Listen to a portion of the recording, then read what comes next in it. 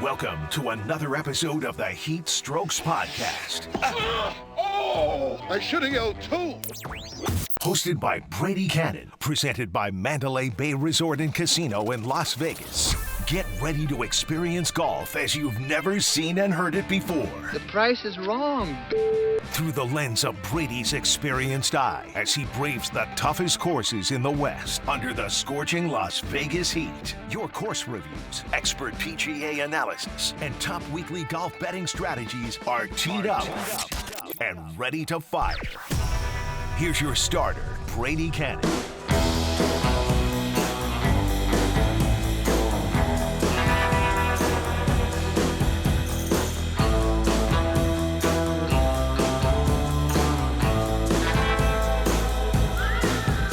It is deadheatgolf.com, home to the HeatStrokes podcast, presented by Mandalay Bay Resort and Casino in Las Vegas.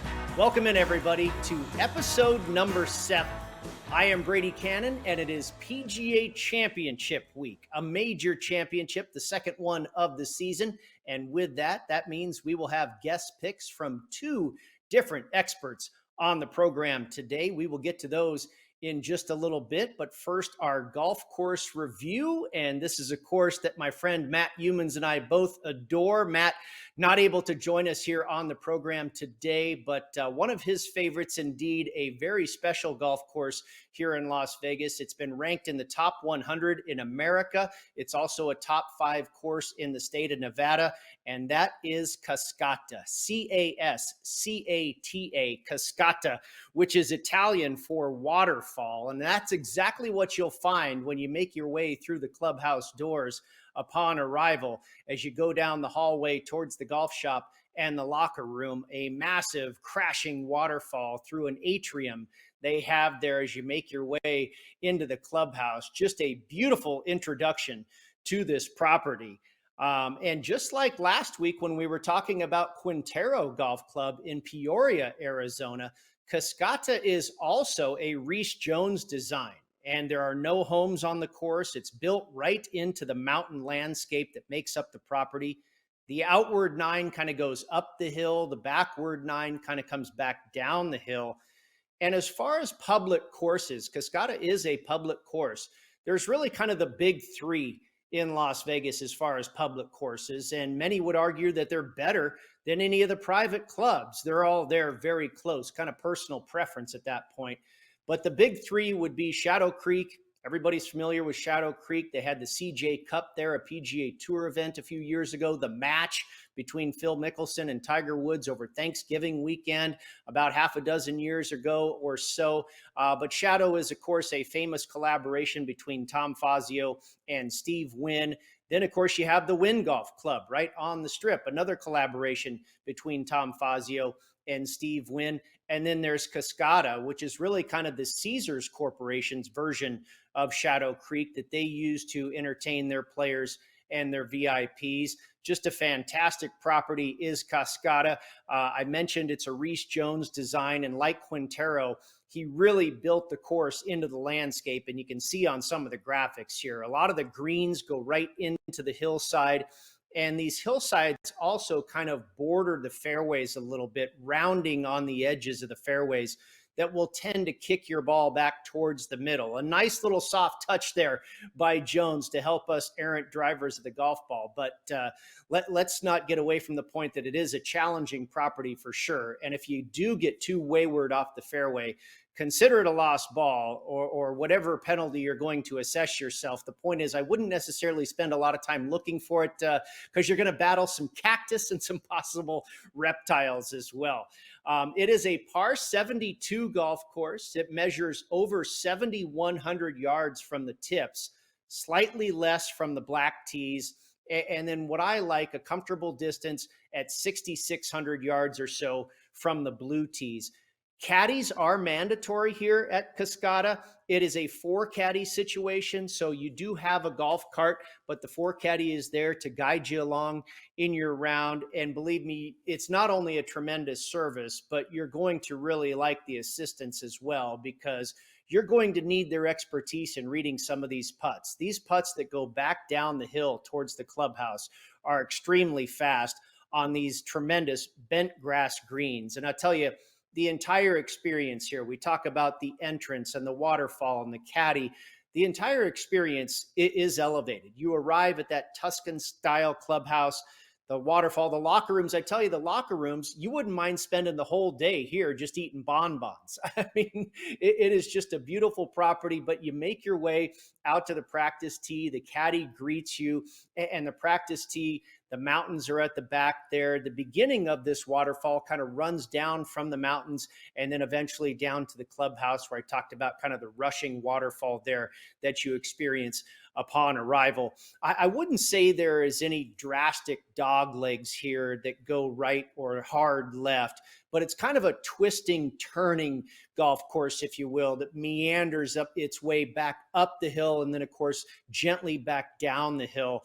I would call it more playable in the sense it's already difficult enough, judging the elevation change, and you get a lot of downhill lies and uphill lies, and then the very speedy greens that can be difficult to read with the subtle breaks and the speed. So I think if Jones were to put in some really hard dog legs, that might make it too much to bite off.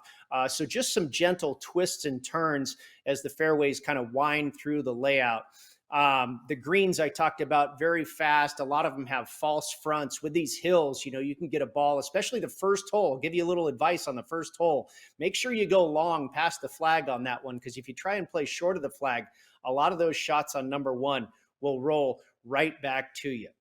A couple of my favorite holes, however, I would say my favorite hole on the golf course is number 6. And then, of course, followed by that is number 7. You get a kind of a 2-for-1 here. They are beautiful golf holes. Number 6 is a relatively short par 4. About 380 yards from the tips, and then from the blue tees, just about 360 yards. Now, the green runs horizontally, kind of away from you and up into a little bit of a mountain backdrop. The tee shot is pretty wide open, but you do have to position it properly. If you get over aggressive with your fade, you're kind of too far to the right, then you really have to negotiate a greenside bunker. You want to stay to the left here, and it really should give you an easy opportunity for approach with a possible birdie putt. You should be able to escape here with a par and possibly a birdie. It's the number 13 handicap hole on the course. It does go uphill, so you don't get a ton of roll off of the fairway where, you're going downhill and you're going to get a lot of bounce and it's going to kick it back into the desert or something. That uphill fairway being pretty wide, staying to the left, I think you can keep your ball in play pretty easily there and set up that nice second shot. I've made plenty of pars on this hole. I don't know if I've ever made birdie, but it's certainly an opportunity for you. A little bit of a breather after a pretty tough 5 holes out of the gate at Cascada. And then following number 6, you get what is probably the signature hole at Cascada, just an absolute beautiful par 3 hole. It is tucked back into really cut into the mountain is the green on this one for number 7. And it's not a long hole at all. From the tips, it's only about 160 yards. And you've got a creek that runs down the left side of the green and then out in front of it. And this is actually the number 17 handicap hole on the course. So a couple of breather holes in a row here. Of course, for those of you that are not familiar, number 17 handicap means it is the second easiest hole on the golf course. So it's a nice little stretch here. 6 is probably my favorite. The visual, the comfort level of the hole, the sight line for me works out well. And then you roll into number 6, which is such a visual beauty. I think the best par 3 on the golf course, like I said, maybe the signature hole of the golf course. So it's a nice little stretch between those 2 holes to give you a little bit of a break before you go take on the rest of your journey that is Cascada. Now, I'll tell you what my favorite story here is at this golf course. And I've talked about the scenery and the waterfall, the locker room. It's just such a nice experience overall. And visually, it's really captivating. And so this was probably about 10 years ago. It might have even been longer than that. But I had gone out to the driving range, and at the back of the range, there's the big mountain backdrop there. And right in front of the waterfall originates from those mountains behind the driving range. And so the waterfall is kind of creeping down the mountain there at the back side of the driving range, and I'm hitting balls, and I look up and I see about half a dozen bighorn sheep. So just really cool to see some wildlife out there that you don't see all that often at any golf course. There are a couple here in Las Vegas where you see them now and then, but that was my first time ever seeing them at Cascada. And then I look up and I'm hitting balls right next to LPGA superstar major championship winner Natalie Gulbis. And she's working with her instructor at the time, Butch Harmon. So, if you don't know Natalie Gulbis, a very pretty lady, a major championship winning golf swing, it was just an absolute, treat to be there coming out of that clubhouse, the beauty of the waterfall, the beauty of the bighorn sheep, and then to see Natalie there, I felt like an A-lister for sure at Cascada that day. The bottom line really is Cascada is one of the nicest golf experiences in the entire country. As I mentioned at the Open, it's won many awards. The experience, the service is outstanding. It's just a very high-end place, and they back it up with the scenery, with the golf course conditions, the food, the clubhouse, the caddies. It's all just very, very nice and a real treat to get to spend some time out there on this property. As far as the pricing, the peak season, of course, the fall and the spring, that's the peak season out here in Las Vegas. It'll run you about $450 to $550 per player. During the summertime, that would be the most severely discounted time of the year. That's when Matt and I play in the dead heat of the summer. The winter time, you can get some pretty good pricing as well, but that'll drop it down into maybe the $300 to $399 range. Local residents here in Las Vegas can typically play for about $200 to $250, and it's well worth it, in my opinion, no matter when you play. You can find Cascada online at Golf Cascata. That is golf, CASCATA.com, golfcascata.com, or on our website at deadheatgolf.com as one of our featured golf courses. You can also give them a call, 702-294-2005, and tell them the fellas from the HeatStrokes podcast sent you.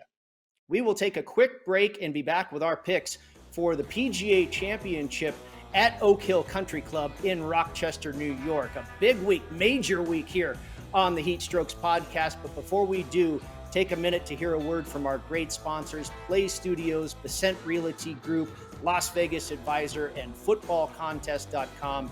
And don't forget to use the promo code HEAT at checkout at footballcontest.com to save $50. Football contest signups are just around the corner here in Las Vegas, so a good time to get on board right now with footballcontest.com. We'll be back with the picks for the PGA in just a moment when we return on the HeatStrokes podcast presented by Mandalay Bay Resort and Casino in Las Vegas.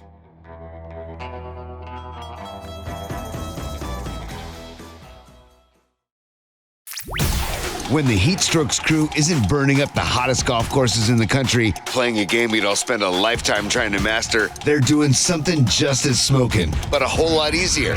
They're playing My Vegas Slots. It's a top-ranked, free-to-play mobile app that lets you earn valuable real-world rewards from some amazing partners like MGM Grand, Bellagio, and Norwegian Cruise Line. You can score rooms, great meals, show tickets, and more just for playing. Download My Vegas Slots today from your favorite app store. And if you're anything like Brady and Matt, we know you're going to love it. And that's something you can bet on.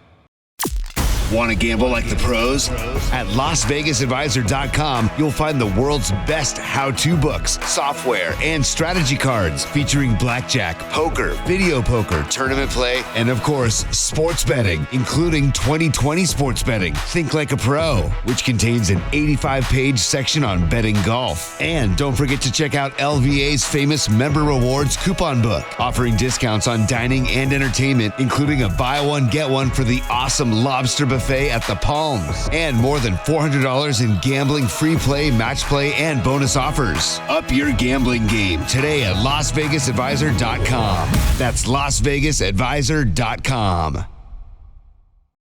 Attention, all real estate buyers, sellers, and investors. Are you looking for a trustworthy and experienced team to help you navigate the Las Vegas, Southern Nevada market? Look no further than VSiN Realty Group, specializing in residential, commercial, and investment properties. With over 9 years of experience in the industry, we have the knowledge and skills to help you find the perfect property or investment opportunity. Whether you're buying, selling, or investing, we're committed to providing exceptional service and delivering results. Contact us today to take the first step towards achieving your real estate goals in Las Vegas and Southern Nevada. Call now, 702-339-8052, or go to BesantRealty.com. Have you ever wanted to play in one of the biggest football contests in Las Vegas and win $1 million or more? At footballcontest.com, find out how to sign up and make your picks through Nevada's most experienced proxy service. You do the handicapping, we do the legwork, and our service is a convenience for both locals and non-residents alike. Over the past decade, thousands have trusted footballcontest.com as their proxy service and have collected winnings of over $10 million. Whether you're a fan of 5 picks against the spread or survivor pools, footballcontest.com has all the information you need to get started. You pick the winners, we submit your picks. It's that easy at footballcontest.com.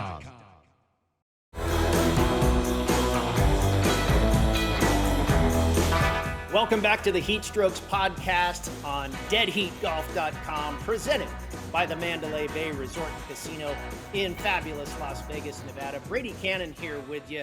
And by the way, Mandalay Bay comes alive as the fan district, the go-to destination for all of fankind.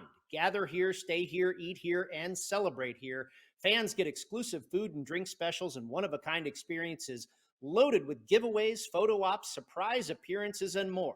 And what's the best part?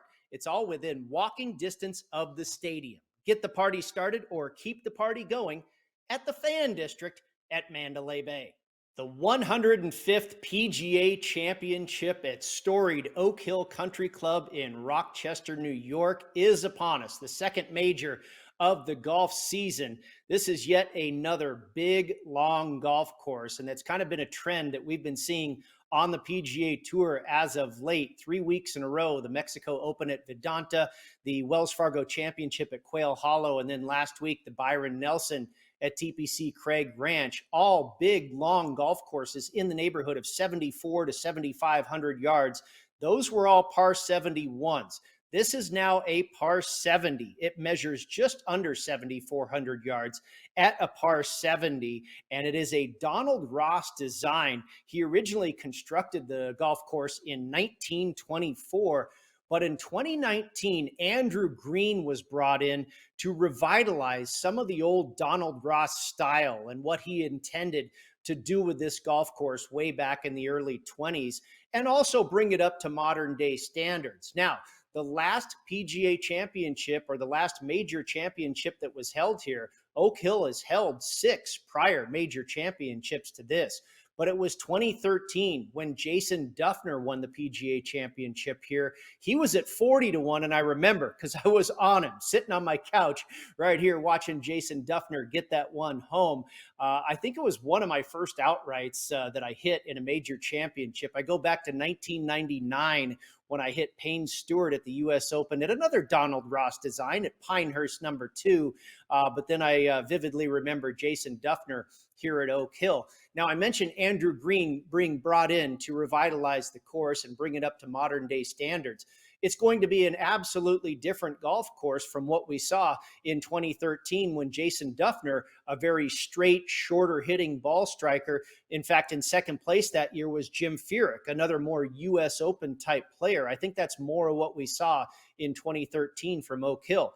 Now they have removed about 600 or more trees. The fairways are still going to be very narrow, but you're not in such jail there if you happen to go wayward off of the fairway. You're going to find some very dense rough, but you will have opportunities to get your ball to the green and not just have to punch out from the wooded areas. The fairways are bent grass and a blend of bent grass and poana. The greens are bent grass. The greens have all been renovated as well by Andrew Green and his team. And in typical Ross fashion, they are smaller with some runoff areas. the bunkers have also been remodeled. And this is where a big part of the teeth of this golf course is going to come in, both the fairway bunkers and the greenside bunkers. Very steep faces and deep wells. They are going to be very, very difficult this week. What's interesting about this golf course and what makes it different from the PGA as well, what we saw in 2013, is the time of the year. That, of course, was played back in August when the PGA was always played. Now, I believe this is about the 5th year in a row or so that the PGA has changed it to take place in May. It wasn't that long ago here in the Rochester area where there was snow on the ground. It's going to be cold in the morning. You're going to have temperatures in the high 40s teeing off early in the morning here. So I don't believe you are going to get a dried, fast and firm golf course. It's going to be wet and moist. There will be the morning dew out there. That rough, I don't think it'll be US Open length, like 6 inches or so. I think it's going to be more about 3 or 4 inches, but it will be very thick. This is the growing season right now. The grass is really on the move, and that's PGA of America protocol. They'll cut it to where they want it for Thursday, but then they won't touch it again. So by the time we get to Sunday, that rough could be pretty darn thick. The fairways I mentioned are still relatively narrow, about 27 yards wide in average. You've got some par 3s out here that are very long, a couple of them over 230 yards. 12 of the par 4s are over 460 yards, and 2 par 5s, the only 2 par 5s on the golf course, both measure over 600 yards. It was about a month ago that I started studying this golf course, and what I came up with as far as stats that are going to be important this week. Oddly enough, I mentioned what we've seen the last few weeks on tour: Mexico, Charlotte, North Carolina, and McKinney, Texas.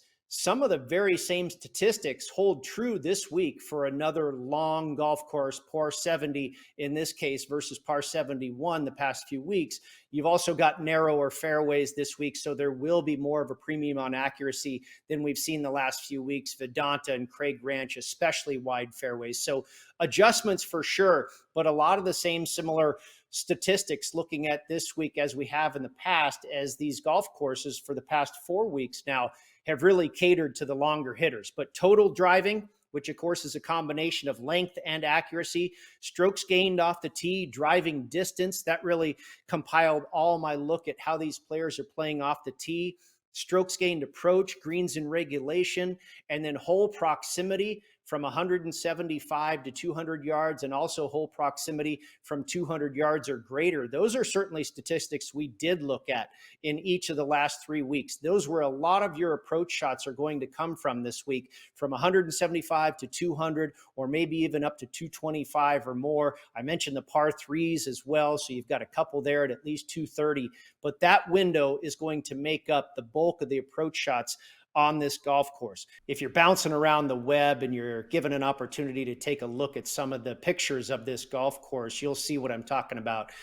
These bunkers look pretty treacherous. They talk about at least a half shot penalty and maybe a full shot penalty, especially if you land in one off the fairway. It's interesting about the fairways as well. You've got Allen's Creek, which runs through this property, and it's going to take away some of the driving opportunities for some of the bombers out there, because they'll be flirting with the creek if they go too far. So they'll have to lay up a little bit, stay back a little bit of that creek. Just a lot of different problems you can face on this golf course. But one of the main comments that I've heard a lot of the players say about this course, including Tiger Woods, is it's one of the most difficult tests, but also the very most fair test they have ever encountered. So you love to hear that yeah, it's going to be tough, but it's not going to be lunacy either. It's going to be extremely fair and ought to produce a tremendous champion.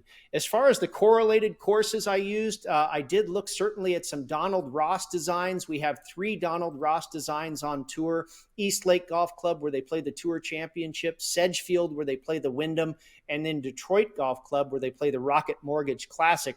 Now, I don't think each of these golf courses really is very similar to Oak Hill, but they do obviously share a common designer. And I think there are enough nuances between the 3 courses that we see on tour and Oak Hill where it makes sense to take that into account into your handicap, at least somewhat. Now, for more courses that are similar, more similar in layout, big boy golf courses that I think are also similar to Oak Hill, you've got Bethpage Black, where they played the PGA in 2019, Winged Foot, where they played the U.S. Open in 2020, Torrey Pines, where they not only play the Farmers, but also the U.S. Open in 2021, Muirfield Village, home of the Memorial, Whistling Straits, home of the PGA in 2015, Harding Park, which hosted the PGA in 2020, and then Aronimink, another Donald Ross design in the northeast part of the country. It was used for the 2018 BMW Championship, a part of the FedEx Cup playoff series. So I used all of those golf courses as correlated courses in my handicap this week. I mentioned the statistics, strokes gained off the tee, all of that work off the tee, that proximity area, from 175 to 225, work around the greens and on the green, strokes gained putting with bent grass, scrambling, sand saves. Obviously, it's going to be a total test here, is Oak Hill. But I think primarily you're going to have to get off the tee well. And I think even some shorter hitters can get around here just fine, but they've got to be deadly accurate. And look at Colin Morikawa. Here's a guy, he doesn't hit it all that short. He's almost out there 300 yards. But his wheelhouse with iron play is from 175 to 225. So if he's finding the short grass all week long, I think he can go well. Now, I think the Bombers, Brooks Koepka, Dustin Johnson, Wyndham Clark, these guys ought to have a little bit of an advantage, but there is somewhat of a premium on accuracy here as well. So again, I go back to the statistic of total driving, I think is going to be a big one this week. Let's get to our guest picks. And for the majors, as I mentioned at the top of the show, we have two guests contribute when we get to the major championships. And our first contributor is going to be John Hasselbauer. He is a golf betting writer for the Lines US, and you're probably familiar with this gentleman on Twitter. You can follow him at PGA Tout, PGA-TOUT, John Hasselbauer. And for outright winners, he's got Patrick Cantlay at 21-1. Good number there by John, as I've seen Patrick Cantlay come down into the neighborhood of 18, maybe even lower than that. 21-1 on Cantlay. Justin Thomas at 31-1. Max Homa at 50-1. And John told me he got Max Homa at 50-1 back in January, but still likes Max at the current number, which is around 40-1. He's got Ricky Fowler at 90-1, Gary Woodland at 125-1, and then Mito Pereira, a little live tour flavor there on Mito at 190-1. Of course, the hard luck loser at last year's PGA Championship at Southern Hills.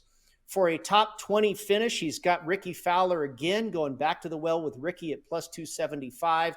And for a top 40 finish, Chris Kirk at 2-1. Chris Kirk had a great PGA Championship last year at Southern Hills. And then if you know John, if you follow him on Twitter, again, at PGA Tout, he loves the first round leader market. So he's got 4 plays here for first round leader. Keegan Bradley at 80-1, Gary Woodland at 80-1, Keith Mitchell at 100-1, and then Adam Svensson at 150-1.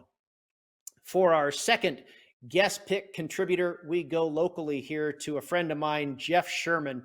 He is one of the very best golf odds makers in the entire world. You can follow him on Twitter at Golf Odds. He not only does golf, but a number of other sports. He's the vice president of risk management there at the Westgate Superbook here in Las Vegas. And for an outright winner, Jeff is on Xander Schauffele. Jeff always gets the best numbers. He is an odds maker, so he is very keen on where and when to get the best prices. And that is a very good number on Xander Schauffele at 25-1. Cameron Young at 40-1. Jason Day, that price is almost double. He got Jason Day, obviously, before he won last week at the Byron Nelson at 60-1. He is also on Ricky Fowler at 100-1, and he's got Taylor Gooch, another little bit of live flavor there on Taylor Gooch at 125-1. And then for full tournament head-to-head matchups, he's got Hideki Matsuyama at -120 over Jordan Spieth, Ricky Fowler at -115 over Tom Kim, and Francesco Molinari at -120, over Padraig Harrington. And now we will get to my picks for the PGA Championship, and I will start with the outright market. Typically, week to week, I do outright winners plus a top 20 finish. I bet the same guys for both markets. This week, I mixed it up just a little bit. I took Xander Schauffele at 23-1 outright and also played him for a top 10 finish. And then I also took Tony Finau at 33-1 and also played him for a top 10 finish. The rest of my guys there, I played for the outright and also the top 20. But Xander Schauffele, so many top 10 finishes in the major championships. And how about Eastlake, the Donald Ross design for the Tour Championship? He's got a first place, a seventh, a couple of seconds, a fifth, a fourth. He was 16th at Bethpage in 2019, 10th at Harding Park in 2020, fifth at Winged Foot in 2020 for the U.S. Open, and seventh at the U.S. Open at Torrey Pines in 2021. His last 6 starts, he's in great form. He was just second at Quail Hollow. Before that, fourth, 10th, 5th, and 19th. 5th on tour in strokes gained approach, 12th in hole proximity from 175 to 200, 27th in scrambling, and 14th in bogey avoidance. Xander, certainly one of the guys at the top of my list. I mentioned Finau.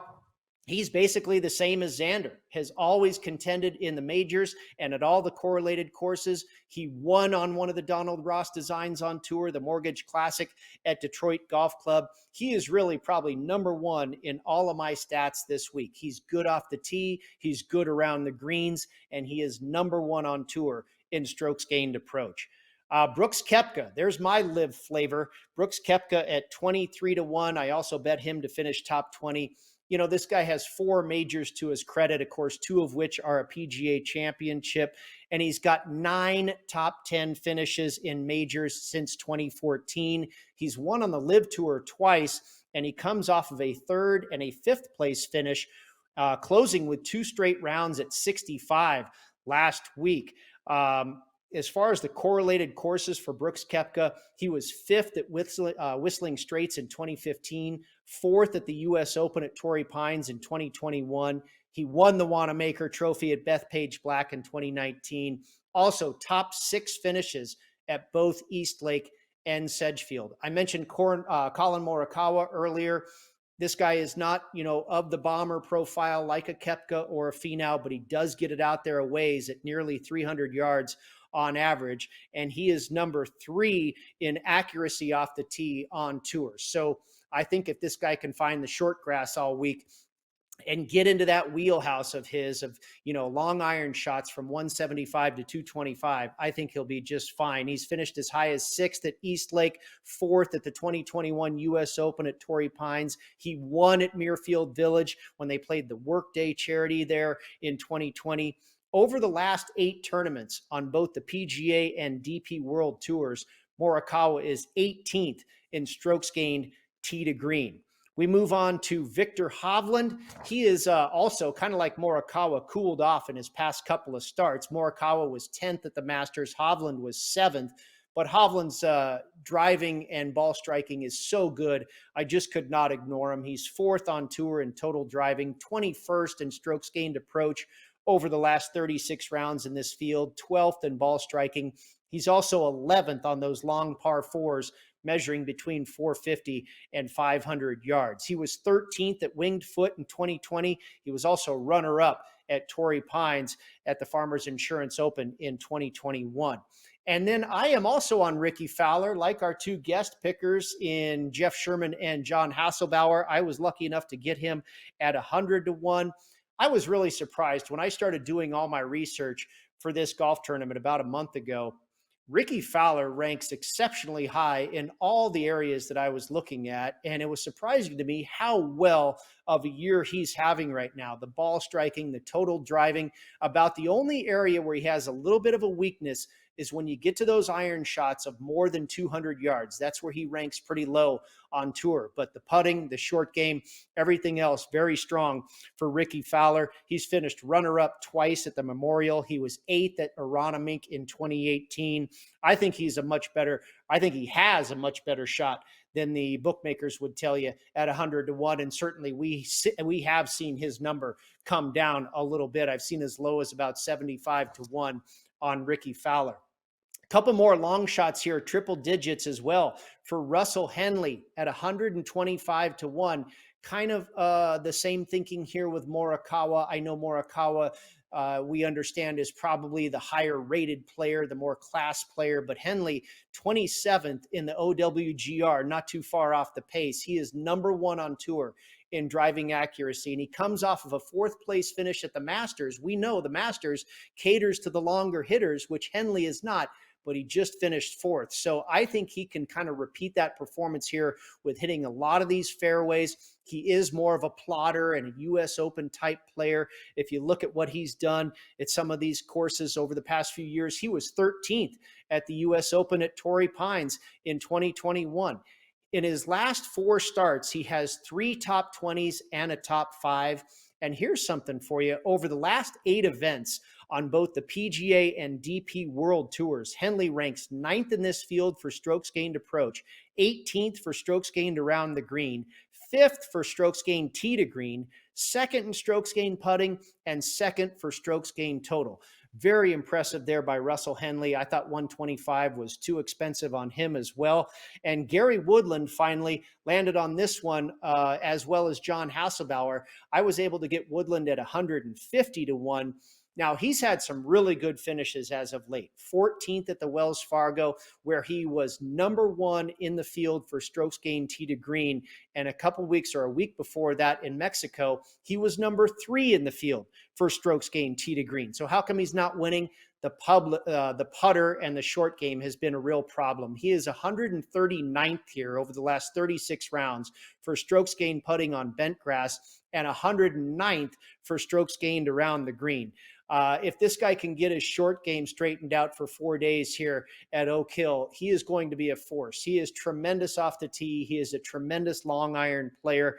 If you look at what he's done at the correlated courses, Bethpage Black in 2019, he finished 8th, 12th at Arana Mink in 2018. He's also got 2 top 10 finishes at the Memorial. Head-to-head matchups, I landed on 5 of them this week. Started with Jason Day, of course, right here on the HeatStrokes podcast. Both my co-host Drew Stoltz and myself landed on Jason Day at 16 to 1 last week. So we'll see if we can keep the winning tradition going here this week. But I landed on Day over Dustin Johnson at -115. Colin Morikawa at -140 over Max Homa. Ricky Fowler at -120 over Tom Kim. I share that matchup with Jeff Sherman. Russell Henley at -125 over Mito Pereira. And then finally, Taylor Moore over Tom Hoagie. Taylor Moore at -130.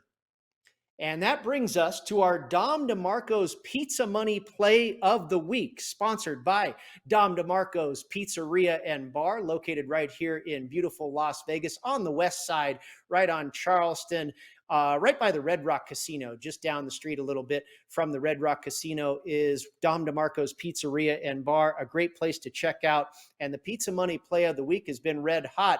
It's been 4 out of the last 5 weeks that we've won this one. I'm going with the 72-hole winning score of under 271.5. Now, what that means is 9 under par or better will win this championship. Thursday is going to be the best day for scoring. The sun is going to come out. There's relatively no wind to speak of. Thursday is going to be a day that you're going to have to shoot a number. And then it gets interesting after that. There is actually rain in the forecast for Saturday, better than 50% chance of showers on Saturday. Friday, Saturday, and Sunday, all supposed to be cloudy. So you're not going to get the sunshine baking this golf course out and making it fast and firm. The greens will hold. I believe they will be receptive. But I think there is going to be a stance by the PGA Tour here where they want this golf course to be playable enough for these guys to get into double digits. I think the Masters, you end up with 15 or 16 under par for your winner. The U.S. Open, it might be even par. It might be 3, 4, 5, 6 under par. I think the PGA likes to be in that slot in between where 9, 10, 11, 12 under wins this championship. I think ideally what we saw from Jason Duffner in 2013 at 10 under par is where they'd love to fall. And it is actually over the last 13 PGA championships, the average score has been 11 under par. So despite all the difficulty here, I mentioned Thursday is going to be the easiest day for scoring. The rest of the days are going to get more difficult with the wind kicking up a little bit as well into the neighborhood of 10 to 20 miles an hour. But I think Kerry Haig and his crew will set this golf course up so you get excitement. I think the PGA, they like the carnage. They like to see the difficulty, but they also like to see birdies and possible eagle opportunities and excitement. So I think this golf course will be constructed over the course of 4 days to possibly set up for that pizza money play of the day, or play of the week rather, to go under 271.5. And that is going to do it for this edition of the HeatStrokes podcast, presented by Mandalay Bay Resort and Casino here in fabulous Las Vegas, Nevada. If you need to go back and review the picks, the information, you can do all that here shortly at deadheatgolf.com or wherever you get your podcasts. A little later this evening, we will also have the video version up on YouTube, my YouTube channel at HeatStrokes Podcast. I want to thank our crew, Tom Catlin on video, Jeremiah Crow of Green Roll Media on the audio, and Trifco with the creative design.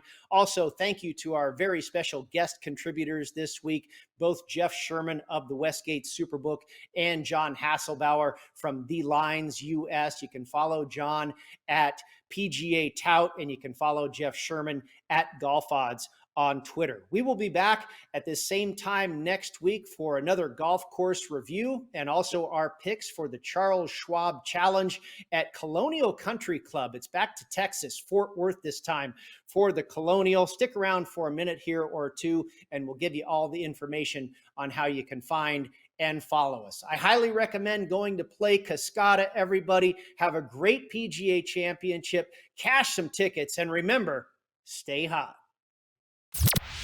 You've been dialed into the HeatStrokes podcast with Brady Kannon, presented by Mandalay Bay Resort and Casino in Las Vegas, and produced in conjunction with Green Roll Media, the world's premier sports betting podcast network. Subscribing to the show on YouTube is easy. Just search HeatStrokes Podcast. Follow us on social media at Las Vegas Golfer and at HeatStrokes Pod. If you like what you heard, please follow, like, and give us a 5-star rating on Apple Podcasts and Spotify today. Good luck out there sinking birdies at Cash and Tickets. Cash and Tickets. We'll see you next week.